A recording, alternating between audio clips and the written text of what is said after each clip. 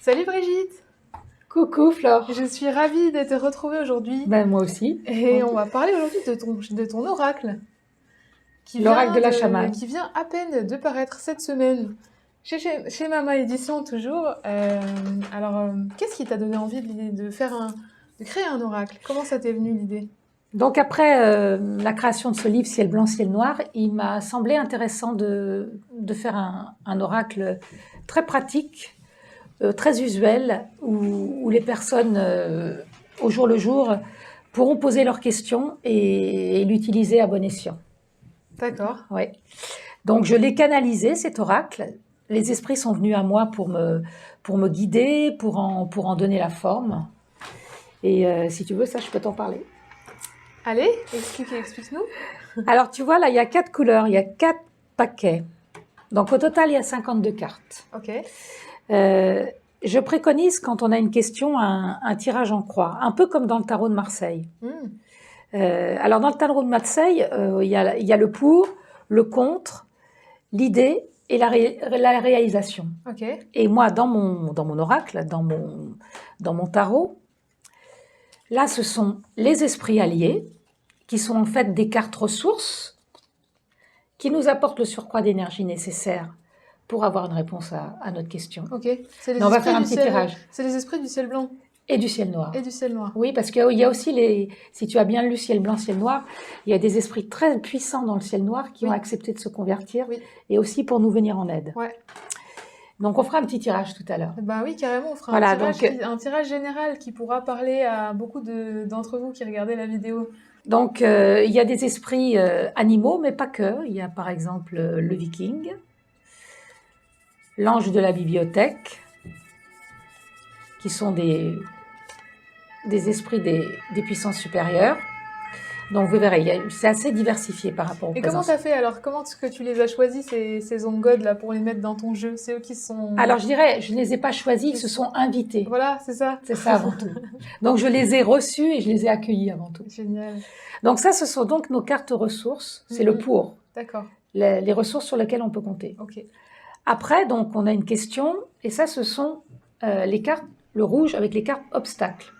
Donc, il y a toute une série de désagréments qui peuvent nous arriver dans notre vie, comme l'aveuglement, la maladie, l'impatience, la colère, le mensonge, la jalousie, l'entêtement, l'inertie, j'en passe et des meilleurs. Ok. Voilà, on verra dans notre question sur quoi on doit travailler aujourd'hui. Ok. Après, donc, l'idée, pour moi, ce sont donc les messages. Une phrase de sagesse qui va être en quelque sorte une phrase clé et qui va permettre de réfléchir à notre question. Si j'en tire une, par exemple, je sais que je suis libre de mes choix et j'assume mes intentions en conscience. À méditer.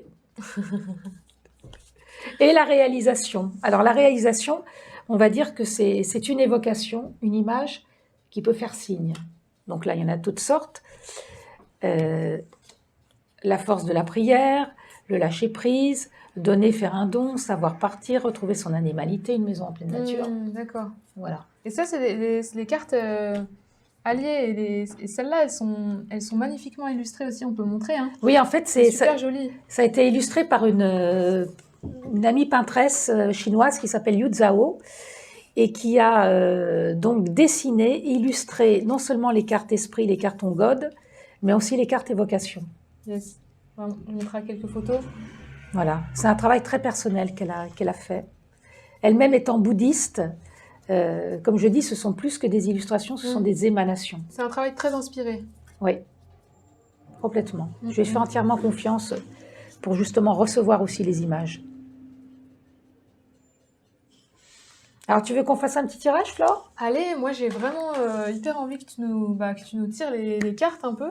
On va voir ce que les esprits nous font travailler pour cette journée. C'est eux qui vont décider de toute façon. Alors, vous voyez, il y a un petit plateau qui permet de poser les cartes qui font référence aux bonnes couleurs. Oui, c'est important de le mettre dans le bon sens. Voilà. Donc, on commence par le bleu, on continue par le rouge, puis le jaune, puis le vert. Alors toujours, on mélange les cartes. On peut dire aux gens que on les bat. c'est un tirage que tout le monde peut faire, hein, tout le monde C'est peut y ça. arriver. C'est très super usuel, facile. je veux que ce soit très Et pratique. après, on a le super petit carnet aussi qui va venir nous aider à interpréter, à comprendre. Voilà, aussi, parce que vous j'imagine. verrez sur chaque carte, il y a donc un numéro. Et dans le livret, vous pouvez faire référence à ce numéro. Yes. Ça, c'est quelque chose qu'on peut être amené à utiliser dans le chamanisme, les cartes. Eux, ils travaillent avec des petites pierres, hein, il me semble. Oui, oui, oui. Mais comme me disait très justement mon éditeur, plutôt que d'aller voir, ou que d'avoir la chance d'aller voir un chaman à 8000 km, surtout en ce moment comme c'est compliqué, Ouais, bah, c'est l'oracle qui vient à vous et ça peut devenir un compagnon de vie très usuel. ouais, ouais. Donc là, je vous montre un tirage en croix, mais après, je vous montrerai aussi comment vous pouvez utiliser simplement les ressources d'une carte. Donc, je bats les cartes, Ok. je coupe. Et La main de Brigitte, on a utilisé le jeu personnel de Brigitte parce qu'il y a son empreinte, voilà, il y a son mon énergie dedans et c'était important aussi pour... On essaie de faire quelque chose de joli pour une présentation des cartes en éventail, bleu sur bleu. Super. Alors, quel serait l'ongode qui vient à nous aujourd'hui pour égayer notre journée et nous donner tout pleinement sa force et sa conscience? La panthère noire. Alors, Flore, la panthère noire, 12. 12. La panthère noire me montre l'attitude juste à adopter en cas de conflit. Je profite de son influence et face à l'opposition, ne réagis pas avec violence. Voilà. Il y a toute la force de concentration de la puissance de la panthère noire. Et face au conflit, donc on concentre ses forces et on n'attaque pas en frontal, on ne réagit pas par la peur ou par la colère. Mais on apprend à regarder comme elle sait regarder déjà. La densité de la panthère, c'est quelque chose de très, voilà, très c'est palpable. Et qui se meut en même temps, qui est pas... Et c'est intéressant quand tu parles de densité, parce que c'est vrai qu'appréhender la panthère, c'est vraiment du domaine du ressenti. Il ne faut pas chercher de façon mentale la symbolique. Il faut vraiment être dans... Quand je vous dis concentration d'énergie, il faut vraiment le ressentir en soi. C'est ça le plus important. Ok. Et peut-être que la panthère noire parlera différemment à différentes personnes aussi. Oui, complètement. Ouais. Chacun va l'appréhender à sa façon. Il ne faut pas l'appréhender de manière mentale. Il faut laisser venir ce qu'on Voilà, sent. voilà. De toute façon, si le ressenti est OK, c'est OK. Si dans le ressenti, par exemple, vous devez prendre une décision, mais vous n'êtes pas OK, si votre mental vous fait peser le pour et le contre, ce qui doit avoir votre dernier mot, c'est vraiment au niveau de votre être profond, votre ressenti, en vous disant « j'y vais » ou « j'y vais pas ». Si vous avez la moindre peur, le moindre doute, vous n'y allez pas. Donc la panthère noire, elle va nous donner toute la force d'approfondir justement notre force de concentration. Donc quel serait l'obstacle sur lequel les esprits nous proposent aujourd'hui de travailler?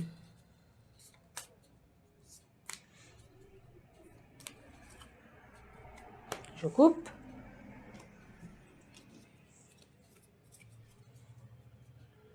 Des défauts qui peuvent devenir des qualités, on va dire, si on travaille dessus.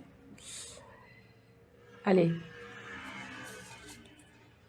La mélancolie. Oh. C'est intéressant. En ces périodes Covid, ne pas se laisser par rapport à toutes ces formes pensées qui viennent nous chercher de peur,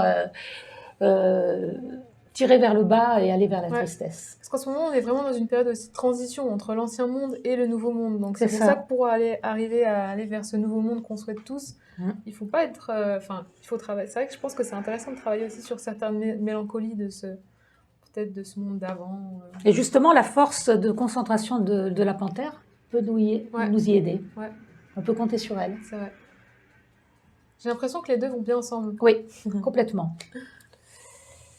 Ensuite, l'idée, la phrase de sagesse, une phrase qui va nous permettre de méditer dessus. Pareil, je mélange. Je pense qu'on peut dire aussi aux gens que n'importe quel moment où vous regardez la vidéo, ça peut vous parler et ça sera à ce moment-là que ça sera important pour vous de le voir. Il n'y a pas de hasard et si on fait la vidéo aujourd'hui, vous la voyez dans un an ou dans un mois, c'est toujours OK. Donc je tire une carte.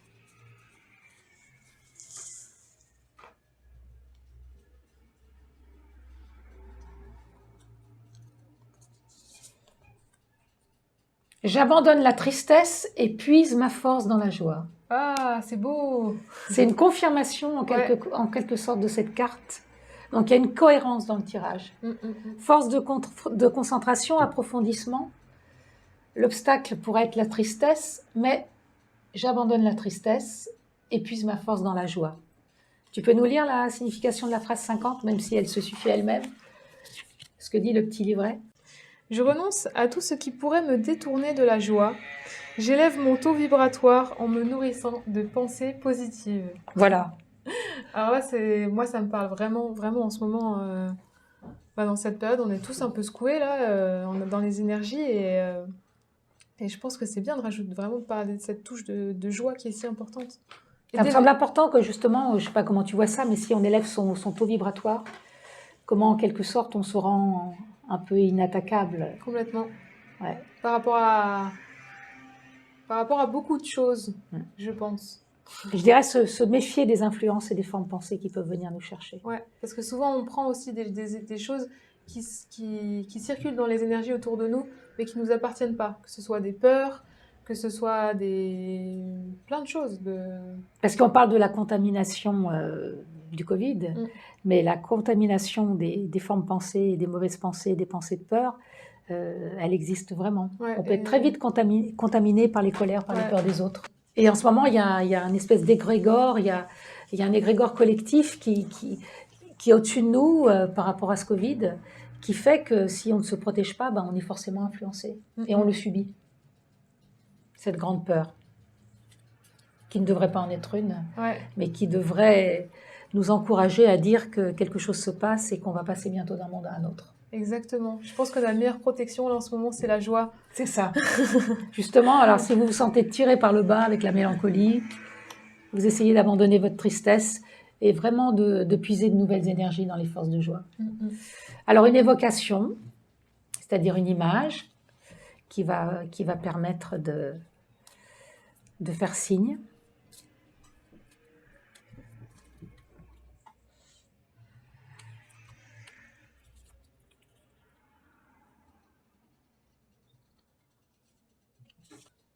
Une maison en pleine nature.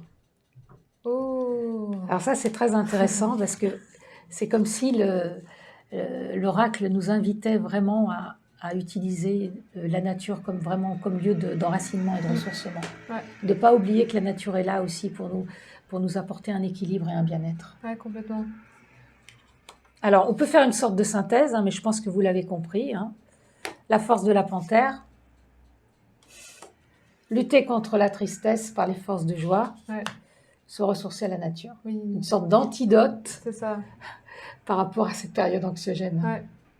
Quel conseil tu pourrais donner, Brigitte? Je pense que pourquoi il y a beaucoup des villes et qui n'ont pas forcément beaucoup accès à la nature.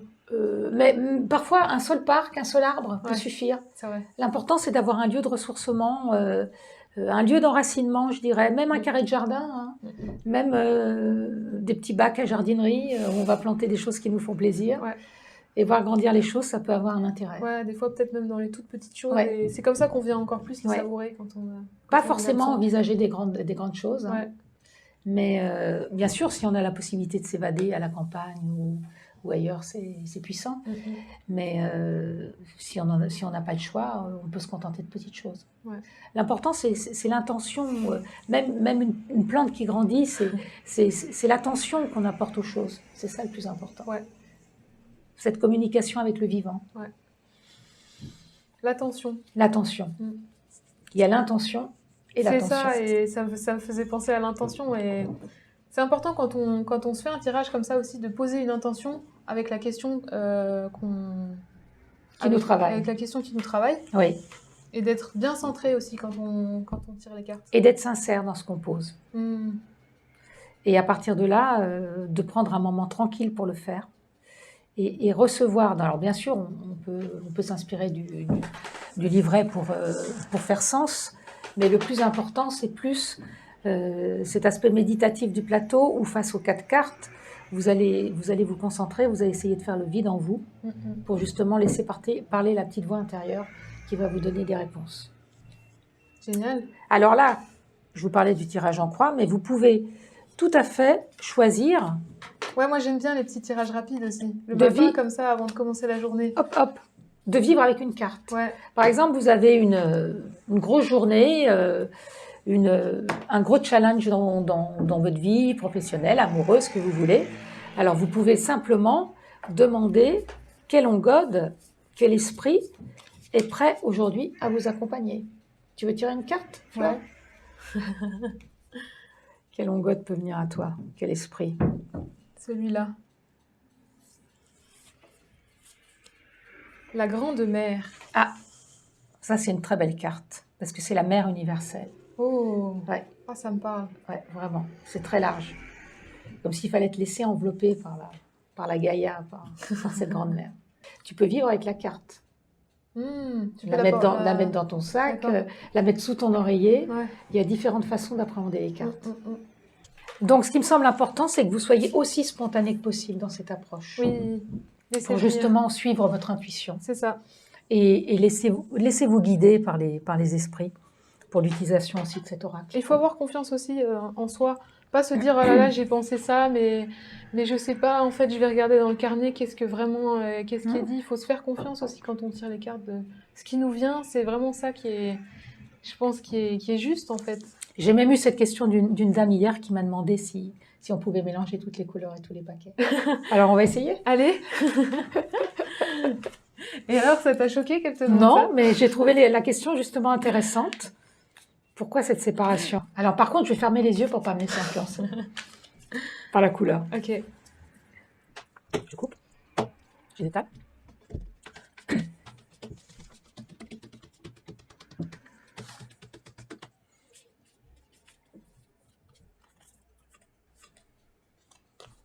Celui que je juge est un autre moi-même.